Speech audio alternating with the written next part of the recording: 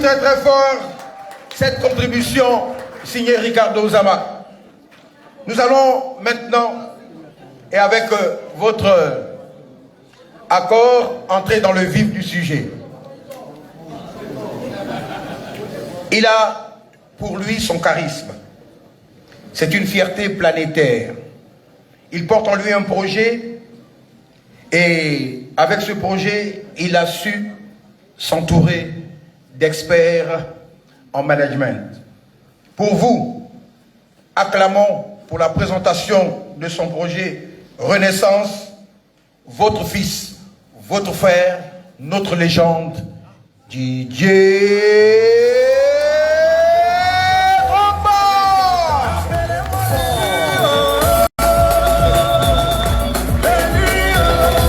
On peut l'encourager.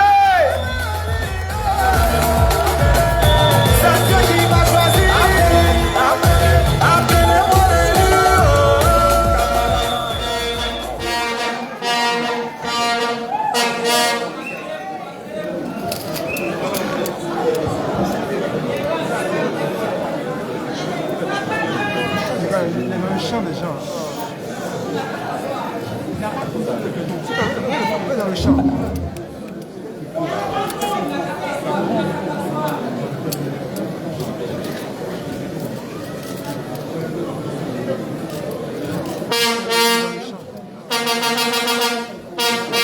Mesdames et messieurs,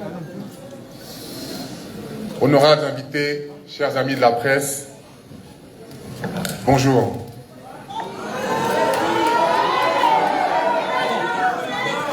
Je voudrais adresser mes sincères remerciements à toutes et à tous pour avoir répondu présent à notre invitation. À cette conférence de presse qui marque le lancement officiel de la campagne pour l'élection à la présidentielle de la Fédération ivoirienne de football. Je suis particulièrement heureux que vous soyez venus aussi nombreux à cette rencontre importante. Signe de l'intérêt que vous accordez à cette élection qui, depuis le début, déchaîne tant de passion. C'est avec une joie immense que je me tiens devant vous ce jour et avec une grande fierté que je viens vous présenter les membres de mon comité exécutif.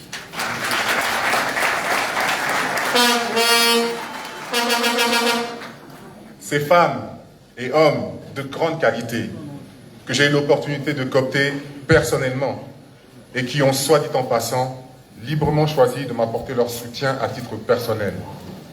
Ceux-ci ne représentent en aucun cas les intérêts d'un quelconque opérateur économique.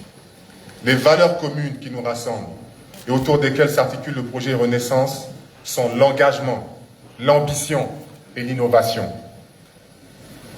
Je suis heureux de venir vous présenter le programme du projet de la Renaissance du football ivoirien. J'avais tellement hâte.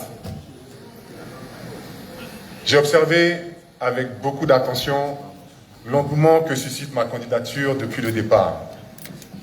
Le football est un sport fédérateur, rassembleur, créateur d'espoir et de développement inclusif.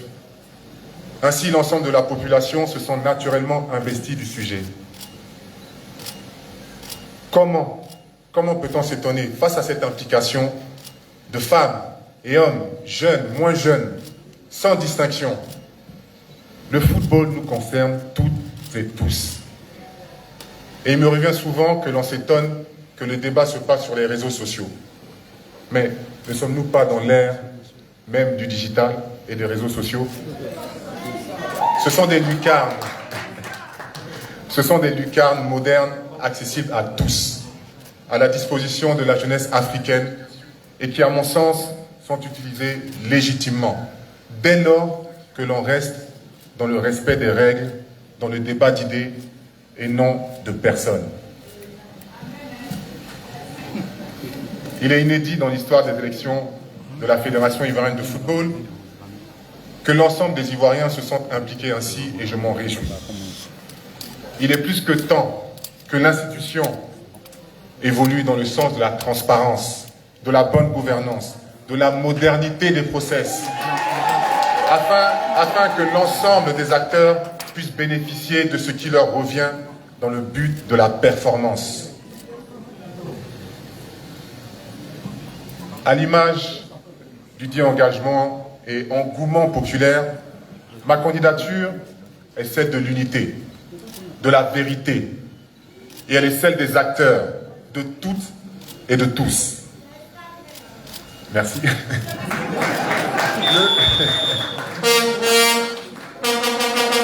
Le prérequis indispensable quant à l'avenir du football ivoirien est bel et bien l'unité. En effet, une atmosphère de discorde et de mésentente, telle que celle que nous connaissons depuis de trop longues années, n'est pas favorable à la réussite, mais plutôt à l'échec.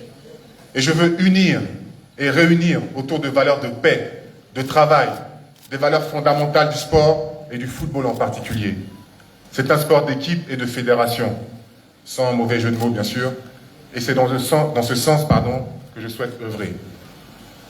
La motivation même de ma présence au sein de cette aventure est naturellement et avant tout une idéologie, une cause, un sacerdoce. Je viens avec la conviction profonde qu'il est urgent de revenir à des valeurs simples et évidentes. Il est urgent de se tourner vers le côté humain, bien avant de songer au développement plus général de l'institution de la FIF. Les acteurs du football ivoirien sont piégés par un système qui leur fait accepter l'inacceptable.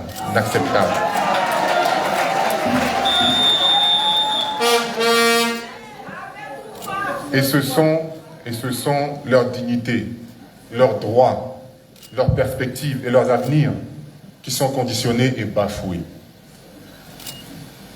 On a voulu tous nous convaincre que tout ceci était normal, mais il n'en est rien. Ce n'est pas normal. Et je suis conscient que le changement fait peur. Il est toujours délicat et difficile de briser les habitudes.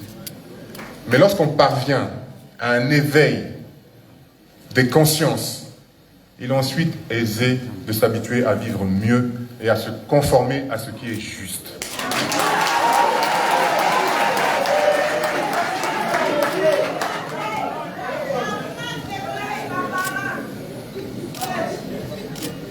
Connaître ballon et connaître français vont de pair.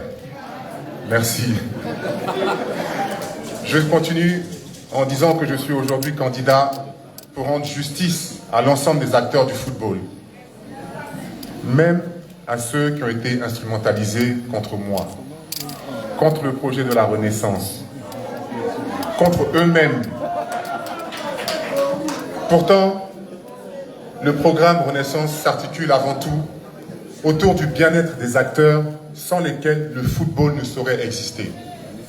Les présidents de clubs, personnages centraux dans le dispositif, à qui je souhaite donner les moyens nécessaires afin qu'ils insufflent de nouveau un sentiment d'espoir, d'apaisement, de performance et d'excellence à l'ensemble des maillons de la chaîne.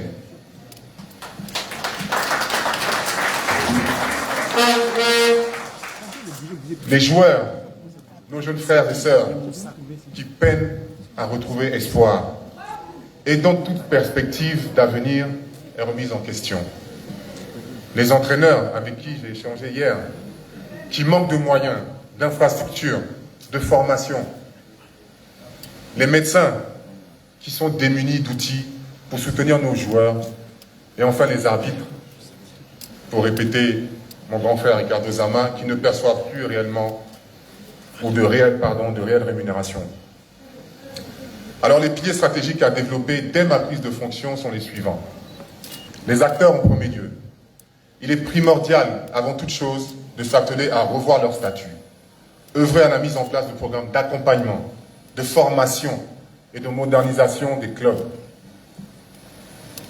Les infrastructures sont à leur tour essentielles à développer, à moderniser, à entretenir, afin de bénéficier rapidement d'un parc de stades et de centres de formation décentralisés, permettant d'élever le niveau des championnats, d'attirer des sponsors et de faire éclore de nouveaux talents. C'est de ça qu'il s'agit.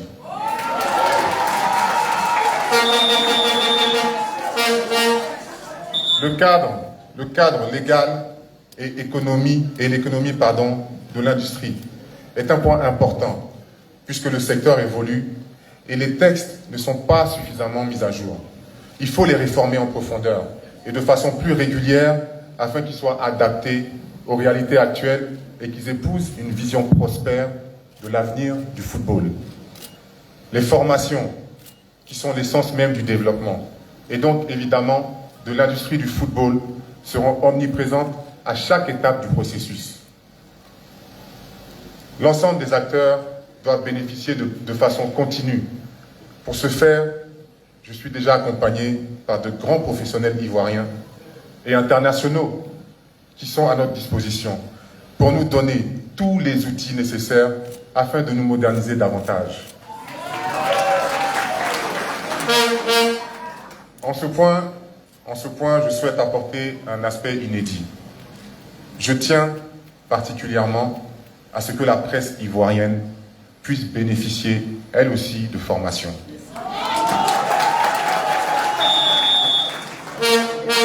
Car c'est un travail d'équipe. Et sans vous, chers amis de la presse, comment relayer les résultats de nos championnats? Comment faire la promotion de nos joueurs, de nos talents? Nous sommes ensemble. Il faut absolument vous impliquer. Parce que vous êtes effectivement, comme je viens de le dire, porteur de messages. Et c'est en cela que le secteur pourra retrouver la place qui est la leur et qui vous revient au sein de cette grande famille du football et recevoir l'information de manière aisée.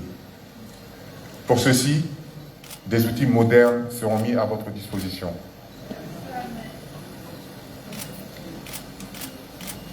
Mesdames et messieurs, tout programme engage une promesse.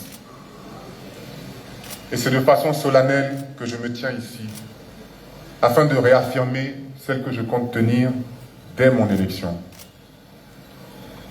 Je m'engage à poser des actions fortes à l'endroit des clubs, à l'endroit des acteurs au niveau social et sociétal, puisque le projet Renaissance est avant tout un projet sociétal.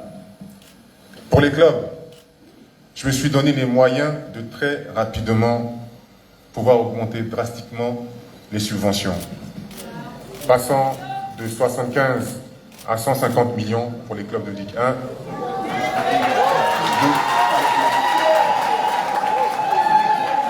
de 20 à 50 millions pour les clubs de Ligue 2, de 15 à 30 millions pour les clubs de Ligue 3.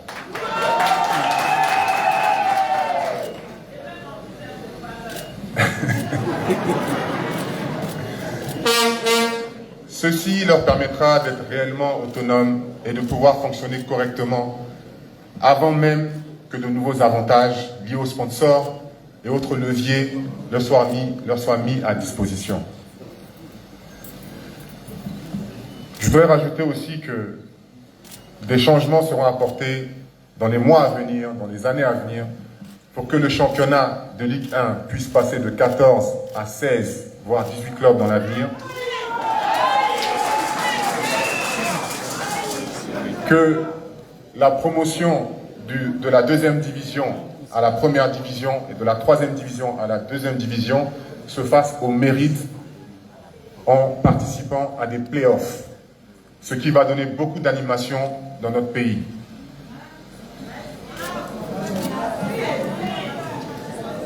Les premiers, bien sûr, monteront automatiquement, ne vous inquiétez pas. Dès mon élection, je ferai en sorte que l'on bénéficie de subventions pour permettre à nos clubs de terminer leur championnat en cours.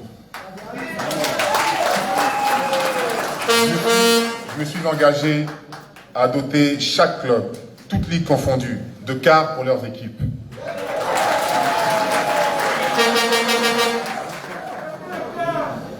En effet, il faut être cohérent. Le désir qui m'anime de décentraliser le football sur l'ensemble du territoire ivoirien ne peut se faire que si les moyens sont donnés aux clubs de se déplacer aisément. Et ce sera donc le cas. Un cahier des charges comprenant des objectifs précis sera rédigé afin de pouvoir moderniser le fonctionnement des clubs. Il faut les réformer en profondeur afin qu'ils soient adaptés aux réalités actuelles et qu'ils épousent une vision prospère de l'avenir du football. Excusez-moi, mais je ne sais pas à qui ça appartient, mais je peux le... Ah, c'est à vous? Vous voulez que je le place comme ça, vous faites vos photos? Non? Je le garde quand même. D'entrée. Les coopérations régionales, merci, et internationales doivent être incluses en priorité dans ce processus de modernisation. Celles-ci doivent être mises en place en lien avec les vecteurs de formation, de développement des infrastructures et de partenariats de haut niveau. Enfin, dans ce contexte inclusif et participatif, la mise en place d'un espace de travail collaboratif sera offerte immédiatement, afin de pallier à l'absence de sièges et de services administratifs pour la majeure partie des clubs. Pour les acteurs, par le biais de ma fondation, mais aussi par le biais de partenaires stratégiques et historiques, je compte mettre à disposition des plateformes permettant des formations à distance, par le biais de séminaires, par le biais aussi d'alphabétisation numérique par exemple, et de MOOC de haute qualité.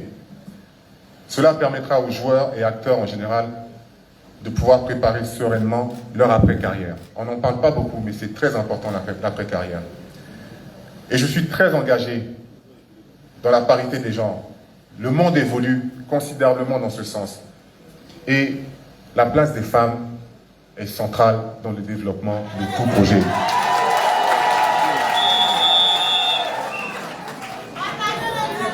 Aussi, je compte valoriser le championnat féminin et œuvrer à développer les performances des joueuses. Il y aura aussi dans notre projet un programme immobilier pour faciliter l'accès au logement à l'ensemble des acteurs qui sera mis en place dès ma prise de fonction.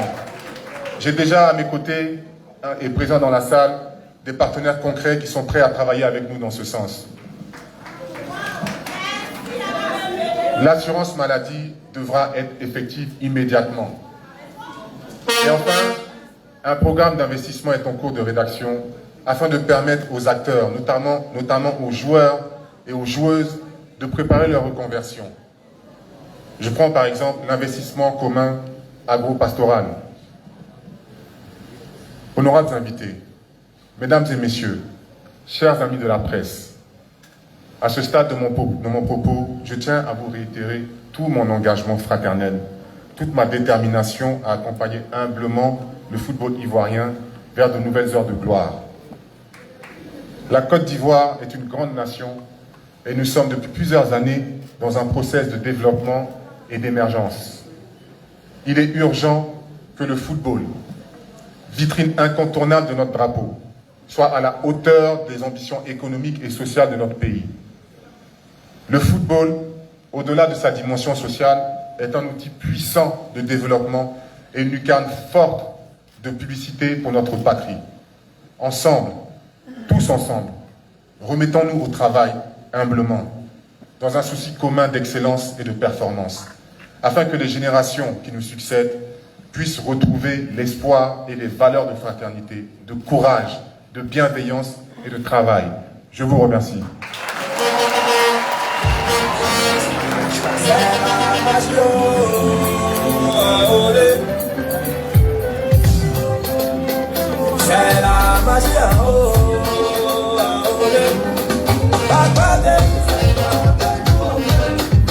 Merci aux candidats du projet Renaissance.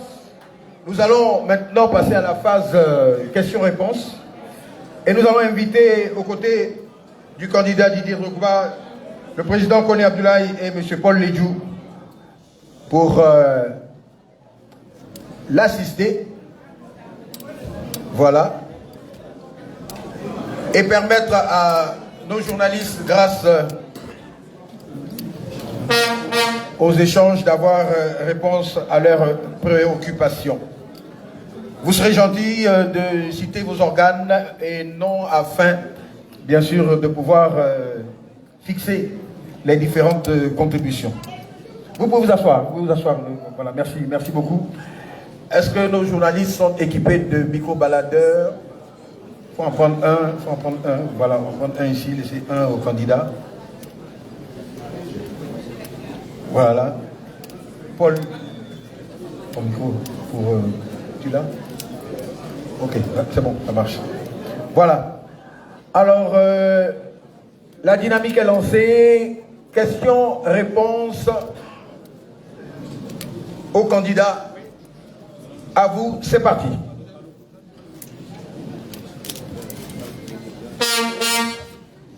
Ils ont le micro? Allô. Oui, monte un peu le son là, la régie. Voilà, il y a un deuxième micro ici. De ce côté-ci. Ah, c'est vrai que nos journalistes sont tout au fond. Hein. On peut avoir la première question, s'il vous plaît. Allez-y, tout parce que voilà. Nom, prénom, organe, et puis voilà. Pierre Evers de la presse publicative. S'il vous plaît. Du site d'information ivoirematin.com. Alors, Didier Drogba, brillante présentation et félicitations pour ce grand projet. En parcourant, disons en détail ce projet, si je ne m'abuse, j'ai dû voir une clinique mobile. Je voulais savoir dans les faits comment est-ce que cela va se traduire. Et puis une question purement personnelle, mais on peut dire subjective aussi. Hein. Comment vous évaluez vos chances pour le 23 avril prochain? Le micro du candidat. Non, il faut le faire, il faut l'allumer. Il n'est pas allumé. Voilà, il faut monter le son. Voilà, c'est bon Didier, je pense. Vous m'entendez? Voilà, on peut monter le son là, s'il vous plaît. Voilà, on peut tester. Vous m'entendez? Voilà, c'est bon. Merci pour la question. La réponse est très simple. Avec la fondation Didier Drogba, on a déjà, avec cette clinique mobile, S'il vous plaît. pratiqué des dépistages de maladies cardiovasculaires. Il faut savoir que les maladies cardiovasculaires sont le numéro 1 en même temps que le paludisme. C'est le numéro 1 avec le paludisme en tant que cause de mortalité en Afrique. Et donc la fondation a parcouru plusieurs régions de la Côte d'Ivoire pour tester des personnes dans les zones retirées, les zones rurales. Et je pense que nos joueurs, on a vécu plusieurs cas de joueurs qui sont décédés sur les terrains. Je pense que ces cliniques mobiles nous permettront de faire des visites médicales bien plus poussées et de les accompagner dans la pratique de leur sport, qu'ils soient en bonne santé. Parce que c'est vrai que c'est une passion, c'est un métier, mais il y a une vie quand même et ils ont des familles. Donc on se doit de les accompagner dans ce sens-là. Alors, je vais demander à Didier de faire une pause. S'il vous plaît. Est-ce qu'on peut avoir du silence dans cette salle pour avoir des réponses aux questions posées par les journalistes? S'il vous plaît, faites preuve de discipline. Merci beaucoup. Pour ce qui est de mes chances, samedi 23, je pense que comme tous les autres candidats, j'ai toutes mes chances. Ce qui me rend fier et m'encourage, c'est tout le travail abattu par mes équipes et surtout tout votre soutien aujourd'hui. Et le programme de la Renaissance est le programme des présidents de club, est le programme des Ivoiriens. Donc je vous encourage à voter massivement pour la Renaissance. Merci. Seconde question. On y va en même temps, hein. Vous pouvez y aller. Hein. Juliette Abois de Africa numéro 1, devenue Africa Radio. Alors moi j'ai une question à deux volets pour le candidat Didier Drogba. Vous êtes le seul dans votre programme à avoir pensé à la presse. Est-ce que vous pensez que nous sommes un problème pour le football ivoirien? Et ma deuxième question, c'est par rapport à la clause d'intégrité. Alors, en tant qu'observatrice et amatrice de football, on s'est rendu compte que c'est le seul aspect où vous ne pouvez pas être attaqué. Mais certains ont commencé à... Est-ce que vous pensez que le peuple qui vous soutient doit s'inquiéter de la cause d'intégrité? Merci. S'il vous plaît, s'il vous plaît. Non, alors, madame, je voudrais vous répondre de manière très simple et très claire. La presse n'est pas un problème, mais la presse est, pour moi, un des acteurs du football en Côte d'Ivoire. Parce que vous êtes ceux qui feront la promotion de notre football. Et cette promotion du football ne peut se faire sans vous. Raison pour laquelle nous avons pensé à vous inclure dans ce projet. Pour la deuxième question, comme vous, je suis un observateur de ce qui se passe au comité de normalisation et je n'ai pas de réponse à donner par rapport à ça. Je pense qu'il faut respecter le travail qui est fait et ne pas être inquiet. Pourquoi être inquiet quand on demande un rapport d'intégrité? Je pense qu'on demande à tout le monde ce genre de document à un moment ou à un autre de notre vie. Donc, en laissant les gens travailler sereinement. Merci. Troisième question, on y va. Alors, bonjour à tous. Henri Joël Boire, journaliste à la 3. Alors, vous l'avez dit dans votre discours, votre programme est pour les présidents des clubs. Alors, mon constat... Les joueurs, les entraîneurs, les médecins, des acteurs. Voilà. Maintenant, ceux qui ne prennent pas au vote, ceux qui vont vous permettre au soir du 23 d'être peut-être président, ce sont les présidents des clubs. Mon constat, c'est qu'ils ne sont pas nombreux ici. Alors ma question, les avez-vous invités? Si oui, quelle a été leur réponse face à cette invitation? Merci.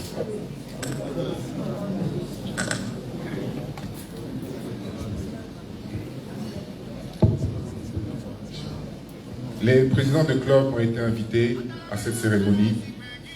Bien sûr, certains ont des engagements et je tiens d'ailleurs à remercier toutes ces personnalités, tous mes invités, vous tous dans cette salle qui avez pris de votre temps pour venir ici en ce jour de fête, en ce jour férié, pour me soutenir. Donc évidemment, certains n'ont pas pu se déplacer, mais vous en voyez ici, ils sont nombreux. Et... Pardon? Je ne les connais pas, mais ça va aller. Ne vous inquiétez pas. Le plus important,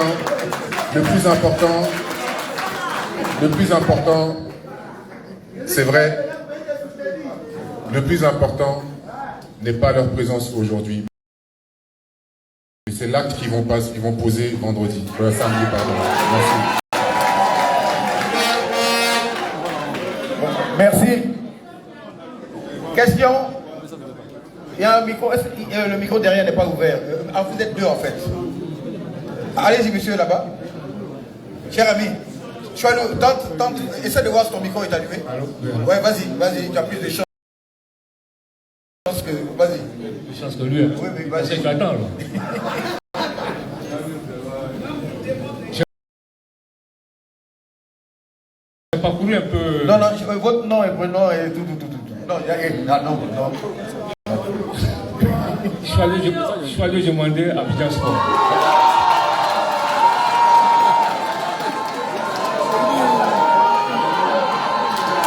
Bon, merci, ça merci.